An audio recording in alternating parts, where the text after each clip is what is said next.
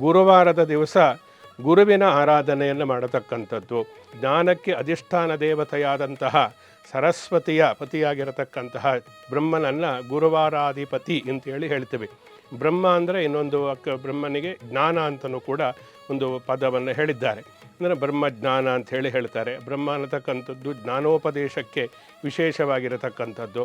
ಜ್ಞಾನಿ ರಾಮಾಯಣವನ್ನು ಬರೆಯೋದಕ್ಕೂ ಕೂಡ ಬ್ರಹ್ಮನ ಒಂದು ಪ್ರೇರಣೆಯಿಂದಲೇ ರಾಮಾಯಣವೂ ಕೂಡ ಹಲವು ಪುರಾಣಗಳ ಎಲ್ಲವೂ ಕೂಡ ಅದರಿಂದ ರಚಿತವಾಗಿತ್ತು ಅನ್ನತಕ್ಕಂಥದ್ದನ್ನು ಪುರಾಣಗಳಲ್ಲೇ ನೋಡ್ತೀವಿ. ಹೀಗೆ ಏನೇ ಒಂದು ಜ್ಞಾನಕ್ಕೆ ಸಂಬಂಧಪಟ್ಟಿರತಕ್ಕಂತಹ ಒಂದು ಕೆಲಸ ಆಗಬೇಕು ಅಂದರೆ ಅದಕ್ಕೆ ಬ್ರಹ್ಮನ ಒಂದು ಉಪದೇಶ, ಬ್ರಹ್ಮನ ಒಂದು ಪ್ರೇರಣೆ ಅನ್ನತಕ್ಕಂಥದ್ದು ಇರುವುದರಿಂದ ಸೃಷ್ಟಿಕರ್ತನಾಗಿರತಕ್ಕಂತಹ ಬ್ರಹ್ಮನು ಗುರುವಾರಕ್ಕೆ ಅಧಿಷ್ಠಾನ ದೇವತೆ ಆಗಿರುವುದರಿಂದ ಆ ಬ್ರಹ್ಮನನ್ನು ನಾವು ಗುರುವಾರದ ದೇವತೆ ಅಂತ ತೆಗೆದುಕೊಂಡು ಅವನ ಪ್ರಾರ್ಥನೆಯನ್ನು ಮಾಡಬೇಕು. ಗುರುವಾರ ಅಂದರೆ ಗುರುವಿಗೆ ಸಂಬಂಧಪಟ್ಟ ಎಲ್ಲರೂ ತಿಳಿದುಕೊಂಡಿರ್ತಾರೆ. ಆದರೆ ಗುರುವಾರದ ದಿವಸ ಬ್ರಹ್ಮನಿಗೆ ಪೂಜೆ ಇಲ್ಲದೇ ಇರುವುದರಿಂದ ಅದು ಅಷ್ಟೊಂದು ಪ್ರಚಲಿತ ಬರಲಿಲ್ಲ.